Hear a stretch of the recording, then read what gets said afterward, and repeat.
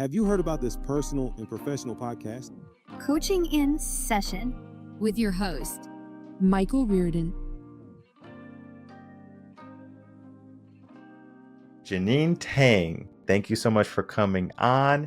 We're going to be talking about your work, speech, language pathology, and then also we're going to be talking about how you help parents with the endeavors of parenthood and raising children. And you do have a unique story, so I do want to get into that. Can you please tell us who you are and how you got into this work? I've been doing this work for a speech language pathologist for 23 years now, so it's a very long time. And, people ask me, how did you get into this line of work, right? I have to go back and think about when did I have this desire to help people? And it goes back all the way to when I was about 8 years old. My grandfather was ill. He had lung cancer and he passed away. And I remember feeling very helpless. Like I wanted to be able to do more for him because, I loved him so much and he was such a great person. But I was only 8 years old. But it really sparked this desire to help people. And I thought maybe I wanted to be a teacher. And then in high school, I played sports. And I thought, what about physical therapy? Because, that could have been somebody that could have helped my grandfather. And I knew I had to get a master's degree at the time. So I got my undergraduate degree in something else I love, which is English literature and a minor in creative writing. And when it came time to apply to physical therapy school, I wasn't exactly sure if I wanted to do it because it felt like everybody was going to apply. It was a very saturated profession at the time.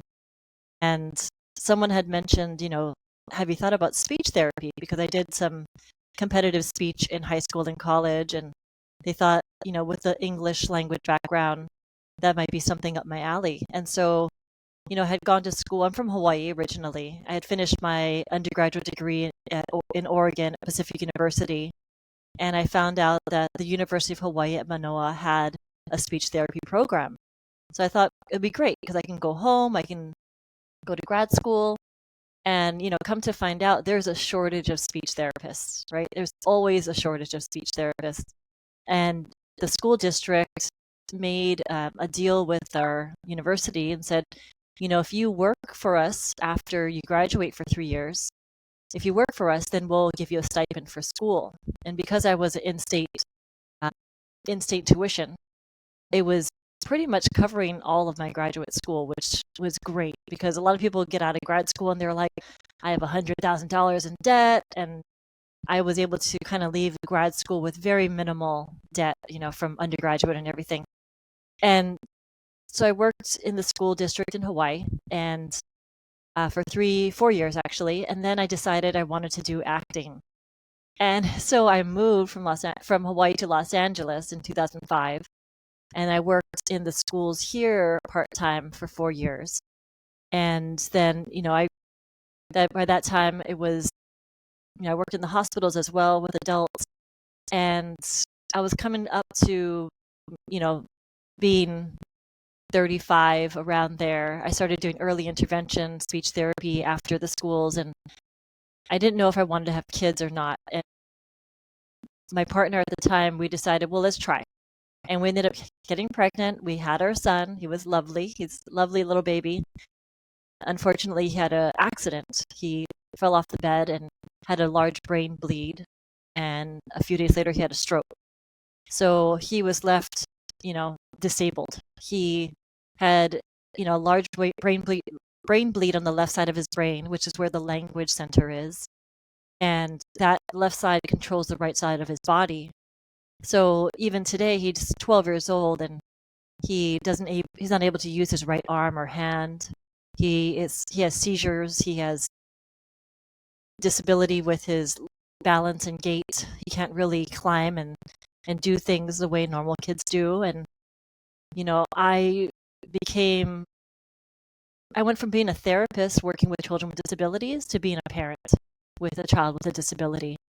So even though it's very unfortunate that he has a disability, it really helped me become a better therapist, because now I have a better understanding of what other parents go through. And I have better rapport and I have better empathy. and it makes me a better therapist. So, my son, they thought that he might never walk or talk, but he's great. He has a lot to still continue to progress with, but he is in 6th grade and he's, doing grade level math with a lot of assistance, and he loves reading, and so I think that he, got speech therapy from me every day. He continues to get speech therapy from me every day. So it's really important, that early intervention, because he was 13 months old when he fell. And right away, we made sure that he got as much therapy as possible. So I know that, firsthand how much therapy can help a child with a disability, and how important it is for parents to be knowledgeable about how to get that therapy as well. First off, thank you for sharing that story with us. And what I'm going to say is, I don't want you to think I'm belittling your experience. There are so many parents in very similar situations like yourself. And one of the things they always are looking for is help. They're looking for some direction, right? Because they'll go to doctors or go to these specialists, and it seems like a dead end sometimes. So to see a parent who was able to take something that would have been life changing for them, because they could have thrown the towel. They could have just said, like, it's over, and whatever happens, happens. But you were someone who was almost a steadfast warrior. Like, I'm going to be a parent. I'm going to do the best for my son. And that is an inspiring thing to be, because like, parenting is, I say it's easy, but it's actually very difficult. It's challenging. It's so many ups and downs. It's like intervals. Like, you're going on the treadmill, you have these intervals that happen when you want them, and sometimes when you don't want them. Because maybe you're ready, like, okay, we have room, right? We're ready to have a kid, and you're so excited, right? But then you get the curveballs, and then the self-doubt kicks in, right? The limits, like, why me? Like, I did everything right. I went to school, and then it's almost like the blame game now. And it's not your fault. I'm talking to parents. Like, it's not your fault that something bad happens in your life. And I always say, like, the challenges that we get, they help invigorate us to overcome them. Because if we just had good in our life, we couldn't appreciate that good, right? So let's say everything was perfect in your life, eventually it becomes numb to you. It's like, it's that homeostasis. So we essentially have to have some things that rock the boat every now and again, and some things are a bit more rocky than what we would envision and what we would like, essentially. But when we overcome those things, then we can help other people also who are in similar situations. And I find those are the best coaches, because they have already walked the walk. They know how to do it, right? It's like, I have done this, right? And then also the aspect of you are a parent, and then you can work with other parents, and then you can almost put yourself in their shoes. Of course, you can never put yourself in someone's shoes 100%, but just to be there, right? Because, like, when I work with coaches and things like that, I want someone who's been battered and bruised. I don't want someone who's in pristine armor. They have a lovely life. They live in a mansion. They have all these cars. They haven't any hardships in their life. I want the person who has the hardships, right? And it sounds counterintuitive. Like, why would you want someone battered and bruised? It's because they understand what is truly there, right? Because there's meaning in life, and it's hard to see it when everything is just going your way, right? Because most people in our life, in our world today, they're on autopilot, and so they don't look at the things. And parents today, especially to children who are just kind of going off to school and daycare, and parents want to go work and travel the world, it's almost like a passive note. So that means, essentially, they want their kids to grow up so they don't have to worry about taking them to school and feeding them. And it's almost like it's a burden, but it's not. It's a blessing, right? Being a parent is a blessing. And, like, our conversation today is going to be getting into those minds of the parents, and just understanding that, hey, your child is a child once, and eventually they're going to be an adult forever. So you need to take this time that you have with them and embrace it. Yes, you might have to miss some working hours. Yes, you might have to miss some alone time and private time and quiet time that you used to have, but now you get to have a kid jumping and screaming and yelling, and it seems so bad, like as I say it, but it's truly wonderful. And I can say that as a parent, like I would have never thought, how amazing it was, even though I was a teacher, even though I work with kids all, for 15 years at this point, or actually over that, I would not know the joy that it is just to be a parent. And then also the aspect of what you would do for that child. You would give the shirt off your back, right? You would do anything for them. And just knowing this, we have to ask ourselves, why are so many parents today being passive? Passive about our child's education, passive about our child's brain health, about the foods we give them, everything. And that's my question to you. Why are parents kind of falling into this trap of being passive parents today? Yeah, I think that, they can be passive, but also in the same sense, they're doing too much, in the sense that they might not be giving the best things for their kids, right? Maybe we're not feeding them the right foods, or maybe we're not looking at the best schools.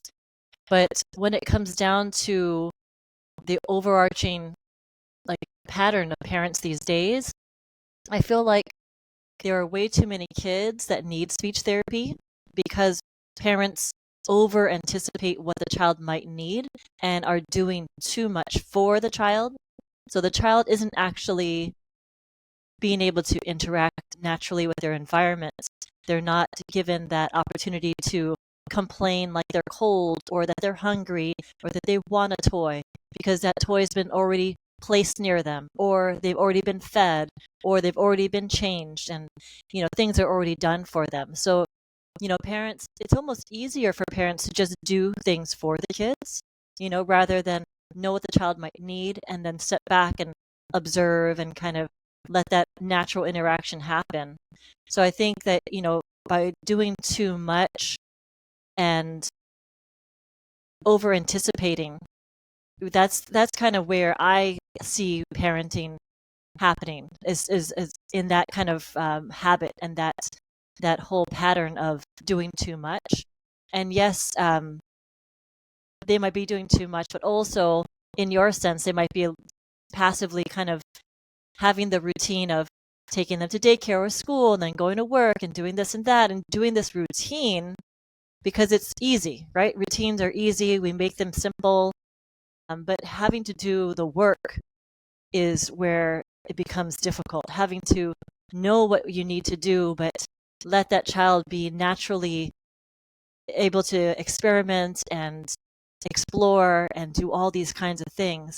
That's where the hard work is. It's much harder to, what I say, play dumb and sabotage. It's harder to mindfully anticipate what a child needs and then, mindfully not act upon that and let the child engage with us naturally.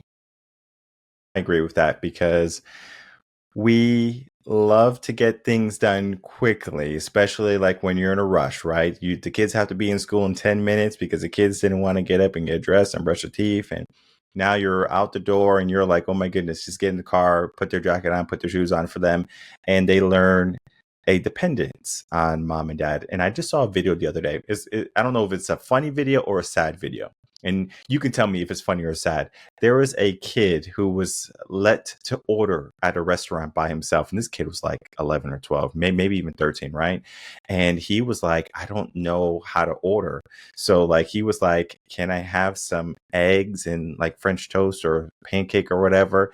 And then the waitress asked, I don't know if this was fake, asked the kid, how would you like your eggs? And the kid looked at the parent, and it was like, tell her what you want.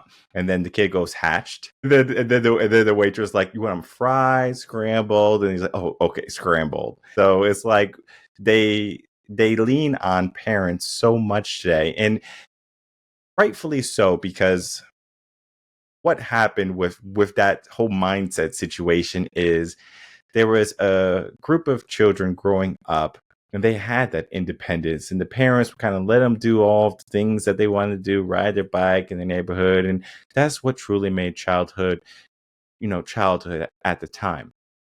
But one of the things that the parents didn't do was tell their child that they love them, like just the words, I love you. And so what they did was they'll take them to Disney World, they'll do all of these things, and the parents thought their actions was going to be enough for the child to understand that, hey, I love you because I'm doing these things for you. But then later on, what happened was perception kicked in, and they saw that the actions that they did was an obligation because they were the parent.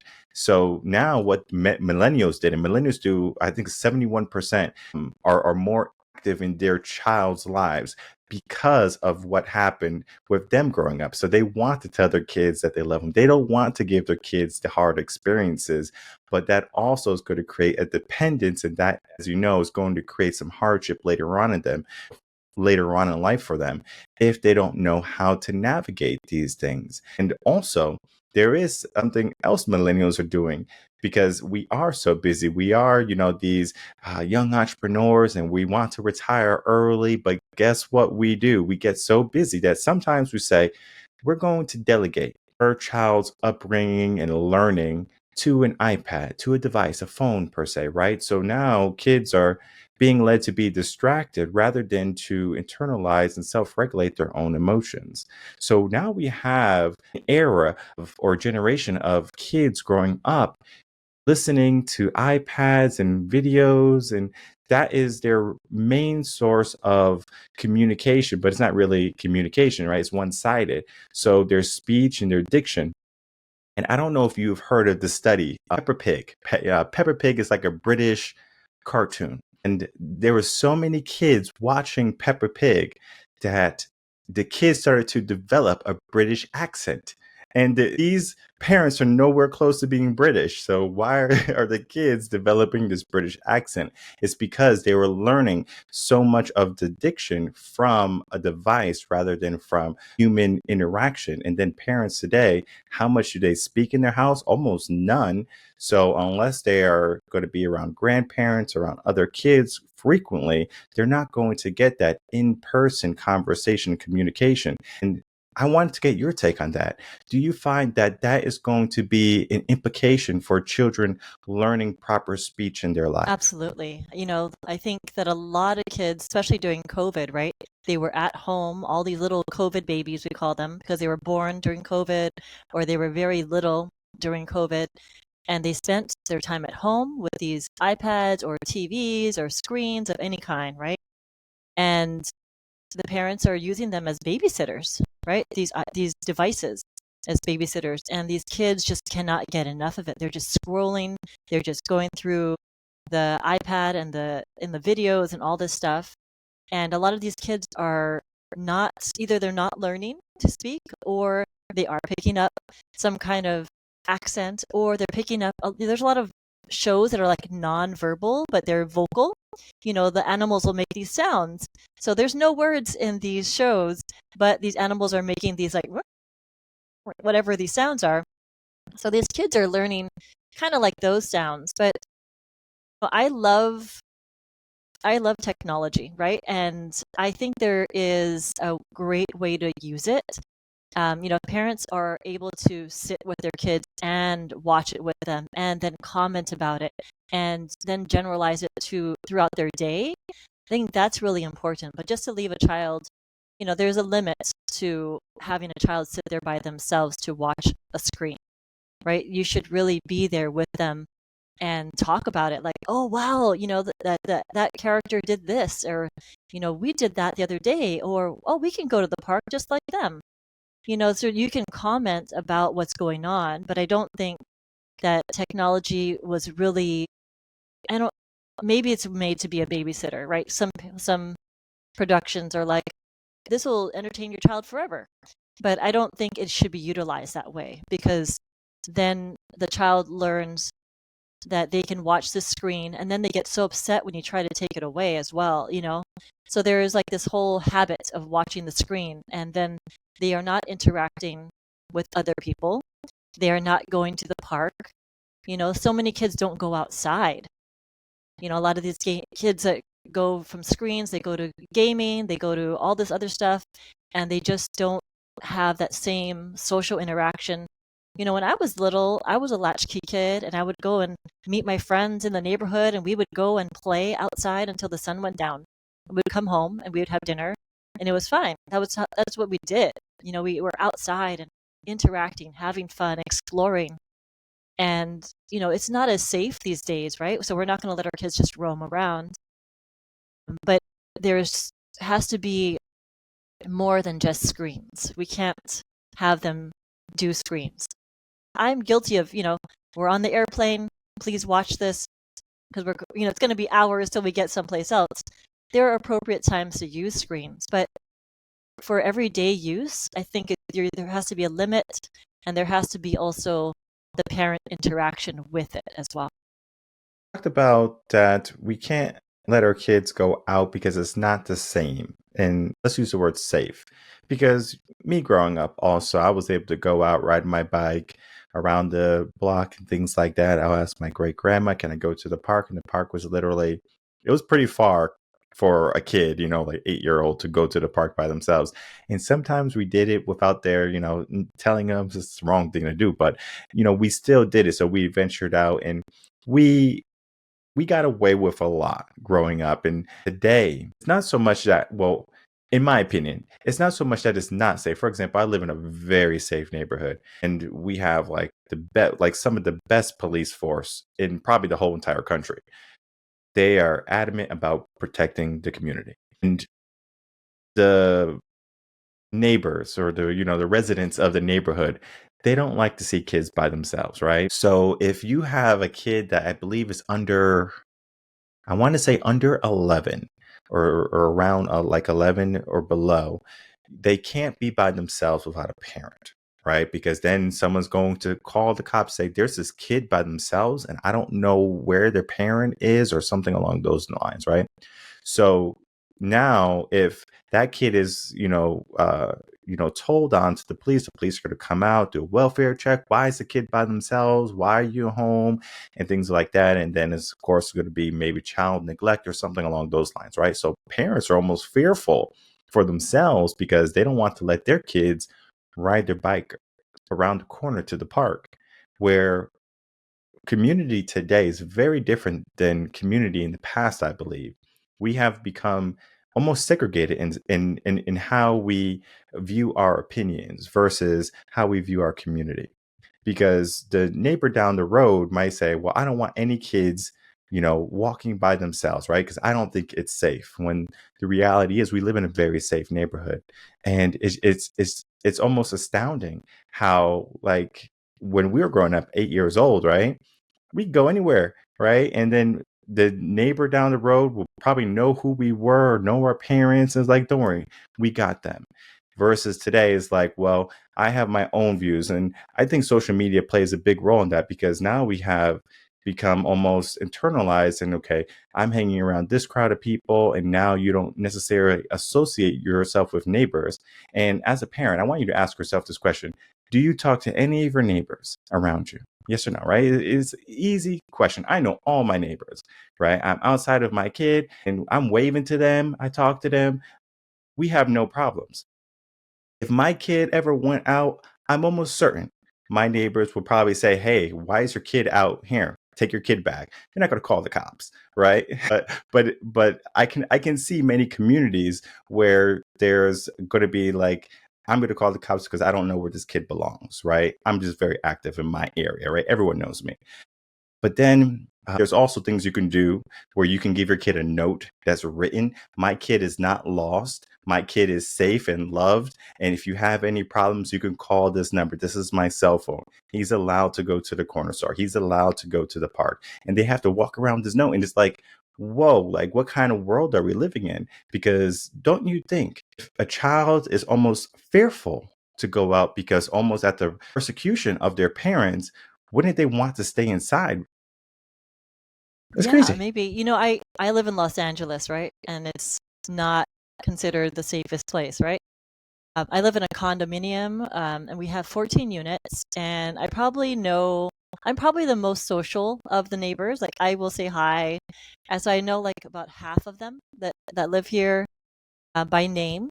And but I don't know anybody who lives in the next building or the next house or whatever down the street. I don't know the names of my neighbors outside of my small building here. And I don't have their phone numbers or whatever, but they see us and we'll say hi if we in passing. But yeah, I remember growing up, I would know a lot more neighbors. I would ride my bike and wave at so and so down the street, and they would know, like, you live in that house over there, and you felt safe because that you know I think I felt safe also because I knew that my neighbors were home and that they could also kind of keep an eye on me for a little bit. I wasn't scared to go out. But I think here, I would definitely not have my son walk down the street. He is disabled, so maybe if he wasn't, I'd feel a little bit more secure. But I think when he becomes like 14, I think I'll feel a little bit better about that. He's 12 now, but yeah, he's like Mr. Independent though. He's like, I can stay home by myself. I can do this and that. And that's a big leap for him developmentally, because I swear just like 6 months ago, he didn't want me to leave his side. He's like, you can't leave the house without me. But now he's like, oh yeah, you can go. I'm like, you want me to leave and go to the grocery store without you? He's like, yeah, just go. I'm like, okay. I'll leave. It's like 20 minutes. So it's like a really fast trip. But it's a big development for him. But I'm a little bit fearful, just of Los Angeles. You never know. You always find that these big cities are, we don't have a nice, safe neighborhood. It's like you have a really, really nice neighborhood, and then right next to it is like a really not great neighborhood, and they're just, blocks away from each other. So it kind of all blends together, and I feel like, at least in Los Angeles, it's not as safe. But maybe if we ever move back to Hawaii, I might feel a lot safer with him walking around the neighborhood because it's a lot more calm. And you do say hi to people. In Hawaii, everybody says hi. And over here, I feel like nobody even in my building, maybe a few people know my name, but I probably know their name before they know mine. Choosing where you live is important because I used to live in Connecticut, and this is where I grew up. I grew up in Connecticut. I lived here 28 years, born and raised. And the people there, very unique, right? It's like they live in a little bubble, right? They want their own business, right? So for example, if you go to Starbucks in Connecticut and you're talking to your friend, you don't want anyone else in Connecticut to come into your conversation, your bubble, unless you already know them. Right. So if you're a stranger and you just overhear them saying something, you better not talk to them, right? Because that's their bubble.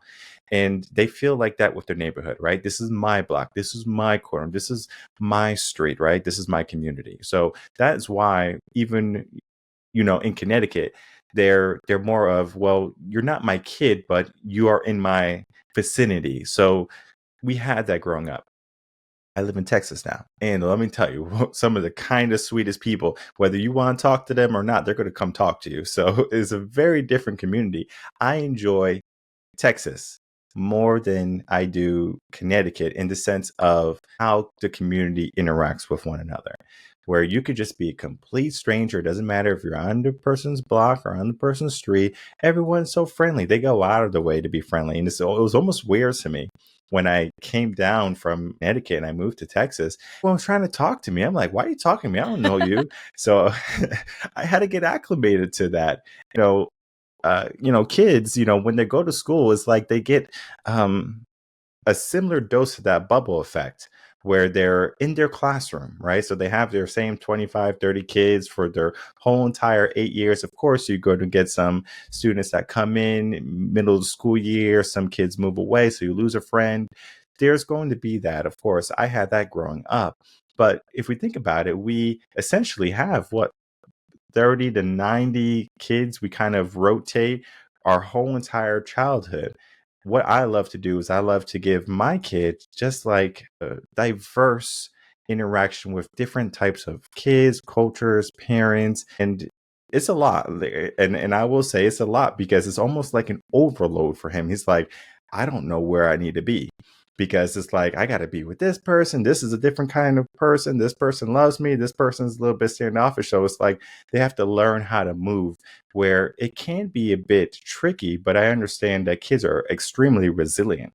So this challenge for him, and it might seem like, oh, I should just kind of put him in daycare and give him the dirty kids so he can socialize with them. Yeah, sure, right? That's one way to parent.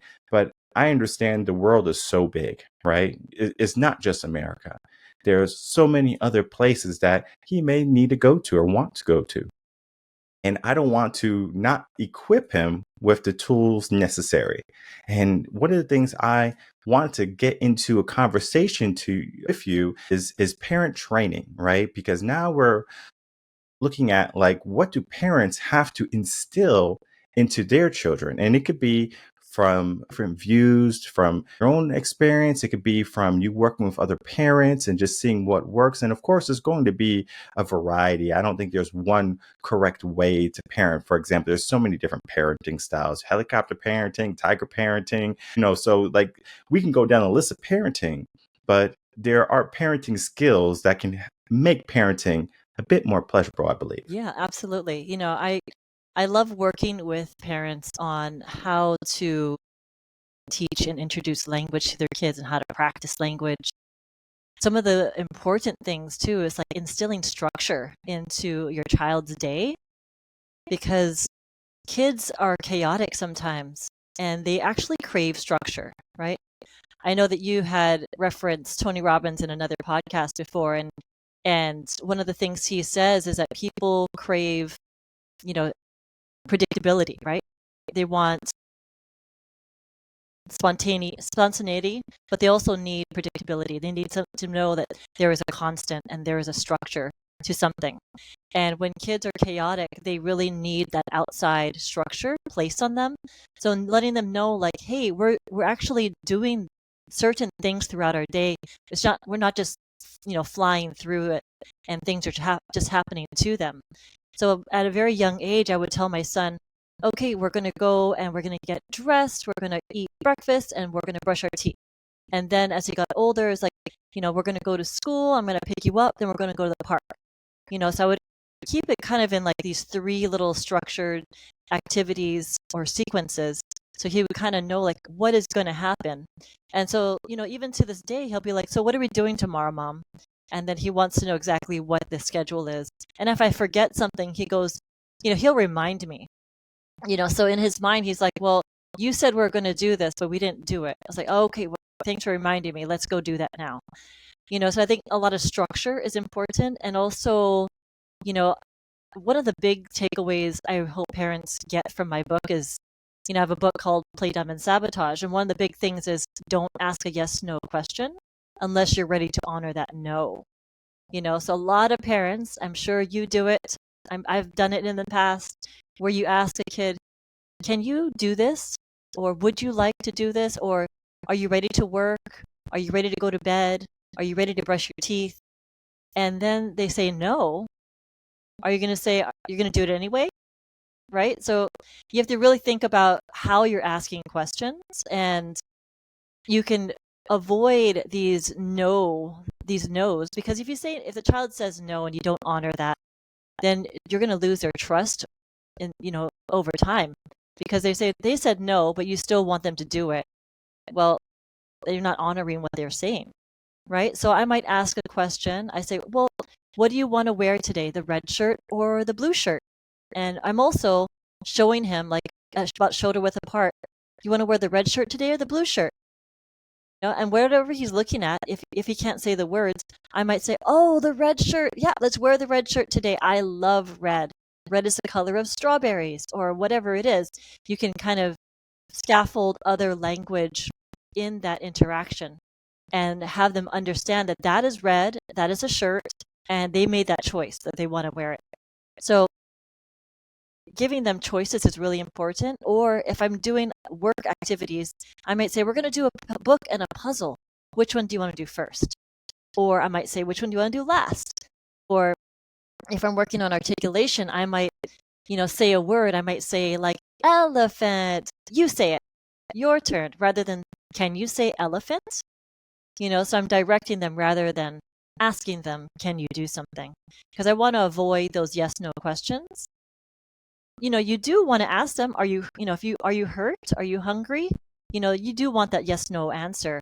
But if you actually want them to do something, then I would avoid them as much as possible. Yeah, those are really good tips. Growing not growing up, when I was in college, and then when I started teaching, I did swim lessons. So one of the students that I taught, he was like 4 or 5 at the time, and he's 18 now, right? So it was a long time ago now. He might be even older than 18. But his mother was a speech pathologist also. And I know she worked with some of the children that I also taught swimming to. And sometimes she would, see them in passing, and I would see or hear the things that she does with them. And she was, really good at what she did. And you wouldn't necessarily think about doing that as a parent. As a parent, it's like, say elephant, here's a flashcard, because no one tells you how to be a parent. No one tells you, even teachers, right? No one tells you necessarily how to be a teacher. The teaching effectiveness begins when you do cooperating teaching. Yes, a little bit happens in school, but like the theory stuff, like learning and everything, is all the science behind it. And then when you go into school, it's like you're tossed into the shark tank. You're like, okay, let's figure out what works and what doesn't work. And if you have a wonderful cooperating teacher, it makes the transition a lot better. And I think it's the same thing for having a therapist, a speech pathologist, parent coach, whoever on the same team as the parent. Because if that parent feels like, I'm going into this by myself, and fortunately there's 40 something percent of 45%, maybe more now, I don't know, of parents that are going into parenthood by themselves. They're being single parents, single moms, single dads, and they don't have the dynamic of having the male and the woman counterpart in the household, where we get the emotion, maybe get the tough love from the father, the discipline. So it's like one person has to wear all the hats. And we can talk about the effectiveness to single parents and how they're able to overcome, but then we can also talk on the other side of how it's more effective to have both parents in the household. And if you don't have both parents, you supplement it with a coach, with teachers, things along those lines. They say it takes a tribe or a village to raise a child. It's not a like a solitary effort, even though parents feel like, the superpower, the superhero, like, I'm going to take on the world. I'm going to fight for my kid, and I'm going to do everything I can. I'm going to give him the life that is, it's the best life, or the life that I never had, or something along those lines. And they realize that it's okay to delegate some of that to someone else. And, like for me, I understand, like, especially like when it comes to later on in life, when they're going into sports and martial arts and things like that. Even though I have done it, even though I can teach him, I'm not going to do it, because I understand there's things dad can do and there's things dad can't do. And I remember there was a father. He was a wonderful father. He had 3 kids. He had 2 boys and a girl. And he came to me after one swim class, and he was like, Michael, do you think I don't know how to swim? And like, it was like $50 for half an hour with these kids, right? So it's very expensive, like swim lessons. He's like, Michael, do you think I don't know how to swim? And I'm like, I'm sure you know how to swim. I'd even say that he didn't know how to swim, but it's just that he wanted to make the point. There's things that I can't do, and there's things that I'm going to give someone else to do. And that opened my eyes to say, like, even how amazing you are as a parent, you have to ask for some help. And it's something that I think parents are afraid to ask. They're afraid to ask for help, and adults in general are just afraid to ask for help. Where do you think this stems from, that parents, or just adults in general, maybe if you want to, to go broad, are afraid to ask for help and to get a little bit of direction? Yeah, I think it stems from the ego, whether they realize it or not. It's this ego of that they think that they're a failure if they can't do it all, right? Or if there's something, lacking in their parenting skills or their ability to teach something, that they think that it's a reflection on their ability to be a good parent. And they have this little bit of guilt, like, oh, well, my kid is fine because I'm trying my best. But they don't understand that if you just ask for a little bit of help from someone who specializes in that area, then you can get a little bit of a jump start and understand it better. Like I've had a lot of parents who, they're like, well, what can you do for my child that I can't do? And I said, well, I can get them to talk, but it's not to say that you can't, you just don't have those strategies yet. You need to have those strategies and that rapport and the way to teach your child how to be comfortable in practicing speech, how to practice their language, and how to communicate better. So it's not a diss on their parenting skills at all. And I feel that a lot of parents have to get over that ego part of it because, I'm a parent. I have ego as well. So, if they're telling me that my child can't do something, I'll be like, oh, well, is it my fault? That they can't do something? Or is it me that is lacking as a parent that my child is unable to do this task? But, going back to, having a coach or somebody who's teaching or even a therapist even, parents are like, like a kid might be super well behaved and engaging during my session. And the parents are like, they're never like that at home. I'm like, because I am the teacher, right? I am the teacher, quote unquote teacher. And they just behave differently. They just interact with us differently because we are this figure of, not discipline so much, but we're a teacher, right? And I do the same thing for my son too. I know that he will behave better with a teacher or a coach than just with me. If I tell them, okay, we're going to do these exercises for your right hand or arm or whatever it is, he might be like, slouching or not participating and just making up all these excuses. But if there is a therapist, occupational therapist, or adaptive PE teacher, or somebody who's like specialized and they have that relationship with them, he's much more willing to participate. And, they have that rapport. And I've let go of my ego to be like, yes, please do that because I know that he'll benefit from it, So I can see it from both sides, being the therapist and also the parent in those situations. Very true. You just have to be able to ask for help. You have to be able to open up and say that I don't know it all and that you only have 24 hours in a day. And even if you wanted to do everything, there's going to be some things that either you're not able to get to or things that are going to not be 100% efficient or effective. So that means it's important that you give that to someone who maybe loves that work, right? I'm sure you love your work, right? Working with children, working with people, helping them become better speakers and things like that. And again, the ego is so powerful. And as a parent, yes, you might feel as if you have failed for that moment, but then understand that the victory is not only your own, it's your child's too.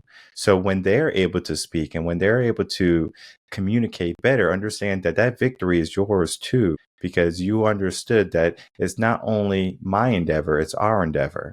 And we take away the singular now, right? So it's us as a team, right? We are working together versus, okay, I'm going to make sure I do everything for my child, my son, my daughter. And it's not so much I, it's about we.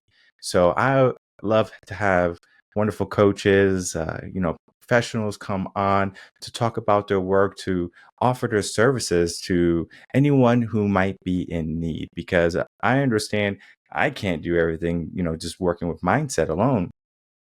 I can't do it. Plus, I'm not everyone's cup of tea because I'm a little bit more strict. So even though I know I'm very, like fun on the podcast, when it comes to like results and like, listen, if you want some change, you come talk to me. But it is more for the adults. It's not so much for the kids, even though I work with kids for quite a bit. So you do have to find the person that is for whatever situation that you're in. So if you need someone to work with your child, if you're an adult and you need something, you have to find the person for you. And that's why there's so many wonderful coaches, so many wonderful professionals that come on coaching in session, so they can be that beacon that you can look at and you can say, you know what, I want to reach out to them. I want to inquire about their services because I understand when I do it, a burden that was on me is going to be lifted. And it's almost miraculous that you can lean on someone and they're there to catch you. They're there to offer support. And it seems like in our world today, we don't get that. But when you're looking for help, when you're looking for a change, there are going to be people who are right there to give that to you. So as we begin to wrap up, Jeaneen, I would love for you to tell the audience where they can find you, and then also please share with us any final words. Great. Yeah, you can find me at my website. It's called playdumandsabotage.com. And you can, look at, there's links to my book. There's a free PDF download on how to implement playing dumb and sabotage in your daily life. And like simple things like if you have sabotage seems like a very destructive word, right? My mom was like, don't use that in the title. And I was like, I'm using it. So it's about creating situations where you can practice these opportunities for language. Very simple things like if you're having a snack, give the child just a couple pieces of snack, but have the rest of the bowl in sight but out of reach. So they need to ask for more or sign for more, indicate something that they want more, right? Or you might give a child, you might give them a toy, but maybe missing one of the parts that they need. So they need to ask for it, right? Indicate and sabotage a situation where they need to indicate that they are missing something or wanting something. Another thing could be like having a toy in sight but out of reach, maybe on a bookshelf that they are not going to try and climb up, but having it up there so they can actually try and indicate, oh, I need that. And then also, just when you're dressing a child, like I said, offer choices and things like that. I love also, doing a sing-songy voice. If you love music, because it incorporates the left side of the brain with language and the right side of the brain for music, blending those together really helps to solidify communication and helps them to remember, understand it, and express it better. So I think that having just a simple handout, if that's where you want to start out with your child, I think it's really important. And then I'll be posting this podcast on there as well. So there's lots of different strategies and resources they can access on my website, and then they can also contact me if they have any questions as well. Any takeaways that you want parents to walk away with? I think that, like you said, it's not a detriment to ask for help. It's really important. And, when we think about parenting, you can never imagine what parenting is going to be like, right? But we go through birth training, right? If you have a child, you go through birth training and what's going to happen when you're giving birth. And they teach you how to diaper the child, how to feed the child, and do that kind of stuff. And I think the lack of parent training is a huge reason why there is this need for speech therapy. So I think that, if we had more parent training on how to interact with your child, play with your child, communicate with your child, we can really make a difference in the early intervention and decrease the number of kids that need speech therapy. So if everybody could learn a little bit, it could make a huge impact. Perfect. And I'll make it easy for everyone. All the links right down below. So check her out. Check out her website. The link for the book will also be there. And I am a huge advocate for tools for the toolbox. And basically, that just means you need to have an arsenal for so many different things. And you might have a toolbox in your garage. You have a screwdriver, you have a wrench, maybe you have a socket, maybe you have a drill, and you might not use those tools every single day. But when you do, you would like for them to be there. And the same thing is with being a parent, raising a child, right? You have to give yourself tools that you might have forgotten about, maybe tools that you knew nothing about, right? When I first moved into my home, right, I was living in an apartment and I just needed a hammer and a screwdriver. But when I started to have a bigger home, I said, oh, I'm gonna need a couple more tools. And as life progresses, we need more tools for that toolbox. So learning, knowledge, wisdom, all of those tools right there are going to be essential almost for every individual if they want to get the project or the end result to be somewhat of something that they can admire and be proud of. And I know the book that you have, Play Dumb and Sabotage, this could be a tool I'm going to be adding to my toolbox too, because it is so important, not only, as a parent, but, as a facilitator for working with other clients and they have children maybe too, I can definitely refer them to your book, refer them to you, because I understand I'm not everyone's cup of tea. And so I always try to help people find their cup so they can find that person that's going to be an asset in their corner.